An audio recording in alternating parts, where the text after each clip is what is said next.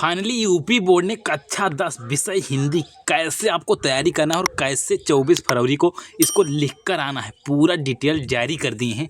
तो आइए पूरा समझते हैं कि आखिर बोर्ड कैसे चाहता है आपकी कॉपी में कैसे लिखना चाहिए और कैसे आपको तैयारी होनी चाहिए, सारा कुछ बोर्ड ने बता दिया है। तो आइए उसको देखते हैं। मैं इंपॉर्टेंट पॉइंट पढ़ूंगा, जो फर्जी हैं उनको नहीं पढ़ूंगा और पूरा पॉइंट नहीं पढ़ने बैठूंगा। मैं जो चीज़ें इंपॉर्टेंट है उसको समझाते हुए चलूंगा, यानी पूरा सारांश बताऊंगा। सबसे पहला पॉइंट कह रहे हैं कि अभी आपके पास जितना भी समय है उस समय में पूरा रिवाइज कर डालिए, सब पढ़ डालिए। और ये बार बार कह रहे हैं कि रटने की बजाय, यहाँ पे देखिए, रटने के स्थान पर भली बात समझ कर जाइए। ये बार बार कह रहे हैं, जितने भी टॉपिक हैं उनको पढ़िए, रटिए मत, उसको समझिए। मैंने बार बार कहा है, जैसे निबंध हो गया, पत्र हो गया, इन सारी चीज़ों को आपको समझना है, रटना नहीं है। संस्कृत खंड का हो गया, ये सारी चीज़ें आप अनुवाद वगैरह रटोगे तब फिर गड़बड़ हो जाएगा। आप समझोगे तभी जाके फायदा होगा। मैं बार बार बोला हूँ कि आपको समझ कर जाना है। परिचय हो गया, उसको तो रटना पड़ेगा, जन्म स्थान, फलाना ढिमकाना, माता पिता का नाम, वो तो रटना पड़ेगा, मैं मानता हूँ। लेकिन कुछ चीज़ें ऐसी हैं जो रटना पड़ेगा, लेकिन बची हुई चीज़ें हैं जिनको समझना होगा। संस्कृत खंड, गद्य पद से जो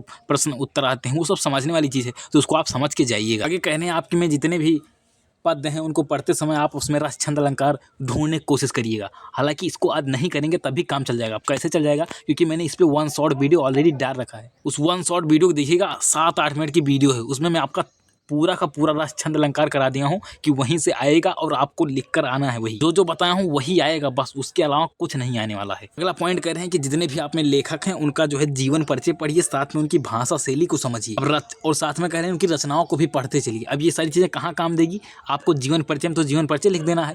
अब ये भाषा शैली कहाँ काम देगा? जब आप जो है जीवन परिचय लिख रहे होंगे उस समय आपको भाषा शैली के बारे में थोड़ा लिखना पड़ता है, तो उसको लिख देंगे। तथा यहाँ पे जो कह रहे हैं कि रचनाएं पढ़ लीजिएगा, रचनाएं इसलिए कह रहे हैं क्योंकि आपके पेपर में जो 20 नंबर का एक एक क्वेश्चन करके आता है ना, वो रचनाओं से ही अधिकतर आता है। तो आपके जो लेखक आपके चैप्टर में डिसाइड है, मतलब आपके सब्जेक्ट में डिसाइड है, उन सारे ही लेखकों की रचनाएं आती हैं, ये याद रखिएगा। ये प्लस पॉइंट है, यहाँ बोर्ड बताया दे रहा है। तो पहले से आपको उन्हीं लेखकों की जो महत्वपूर्ण रचनाएं हैं उनको तैयार कर लेना है। जैसे जयशंकर प्रसाद हो गए, उनकी जो महत्वपूर्ण रचना है उसको पढ़ लेना है। अगला पॉइंट कह रहे हैं कि तत्सम, उपसर्ग वगैरह वगैरह, पर्यायवाची वगैरह सबको जो है आपको समझ के जाना है, ना कि रट के जाना है। अगला पॉइंट बोर्ड कह रहा है कि आप जो है पिछले साल का पेपर सॉल्व कर लीजिएगा और साथ में जो मॉडल पेपर बोर्ड ने जारी किया है, जिसे हमने वीडियो में आपको समझाया है, डिटेल में उसको दिखाया है, उसमें से इंपॉर्टेंट क्वेश्चन भी बता रखा हूँ, उन सारे चीज़ों को आपको देख कर जाना है, पढ़ कर जाना है, उसको सॉल्व करके जाना है। और साथ में बोर्ड ये भी कह रहा है कि इन जो मॉडल पेपर जारी किए गए हैं उसको आप 3 घंटे के अंदर सॉल्व करने की पूरी कोशिश करिएगा। एक दिन आप घर पे बैठ जाइएगा और 3 घंटे के अंदर उसको सॉल्व करने की कोशिश करिएगा, क्योंकि कई बार ऐसा होता है कि बच्चे का तैयार तो सब रहता है लेकिन टाइम नहीं मैनेज कर पाता है। तो यदि आप मॉडल पेपर सॉल्व करे रहेंगे, 3 से 4 मॉडल पेपर यदि आपका सॉल्व रहेगा तो आप टाइम मैनेज कर ले जाएँ। 3 घंटे के अंदर आप टाइम मैनेज कर लेंगे और पूरा का पूरा पेपर कर आएंगे। कभी कभी ऐसा हो जाता है कि आपको सब पता होता है लेकिन वहाँ पे टाइम कम होने की वजह से लिख नहीं पाते हैं। तो एक्चुअली वहाँ पे टाइम कम नहीं होता है, आप जो है कुछ चीज़ें बहुत ज़्यादा बढ़ा के लिख देते हो, इस अकॉर्डिंग वहाँ पे गलती हो जाती है। तो उन सारी गलतियों को मॉडल पेपर आप सॉल्व करेंगे बार बार तो आपको समझ जाएंगे और उसी के अंदर अंदर आप जो है पर कर ले जाएंगे। ये कह रहे हैं सबसे पहले प्रश्न पत्र को पढ़ना है। जब आपके बोर्ड में जब पेपर देने जाएंगे, जब वहाँ पे पत्र मिलेगा तो उसको पूरा पढ़िएगा, उसके बाद में आंसर देना शुरू करना है। आगे यहाँ बोर्ड साफ साफ लिखा है कि जितना अंक है उसी के अनुसार शब्द लिखिएगा। जैसे 80 शब्द कब लिखिएगा? जब आपको 5 नंबर मिलना होगा, 6 नंबर मिलना होगा तब।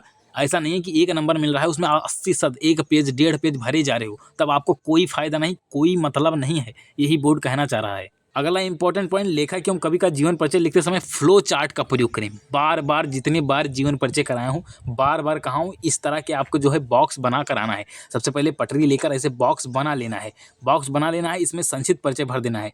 लेखक का जन्म, लेखक का स्थान, लेखक के माता, लेखक के पिता, भाषा शैली, मृत कृतियाँ, ये सारी चीज़ें लिख कर आनी है। तो वही यहाँ समझाया गया है। बोर्ड भी ऐसी कॉपी चाह रहा है, यदि ऐसा लिख कर आएंगे तभी आपको नंबर मिलेगा। आगे इंपॉर्टेंट पॉइंट बताया जा रहा है कि ग्राफ वाला प्रश्न को हल करने से पहले आपको 1 से अधिक बार जरूर पढ़ लेना है, जिससे आपको उत्तर लिखने में कोई दिक्कत ना हो। अगला इंपॉर्टेंट पॉइंट, निबंध लिखते समय आपको प्रस्तावना और उपसंहार, ये 2 चीज जरूर लिखना है। मैं बार बार जब निबंध पढ़ाया हूँ सब कहा हूँ कि आपको प्रस्तावना और उपसंहार 2 लिखेंगे तब 2 नंबर पक्का मिलेगा। यदि इनमें से कोई एक भी काट देते हैं तो 2 नंबर उड़ जाएगा, आपको 2 नंबर नहीं मिलेगा। तो दोनों चीजें लिखनी, प्रस्तावना और उपसंहार, दोनों चीज को लिख कर आना है। बीच में बहुत सारी टॉपिक रहेंगे मुझे पता है, लेकिन जो मेन है प्रस्तावना और उपसंहार, ये दोनों चीजें हेडिंग पड़ी होनी चाहिए।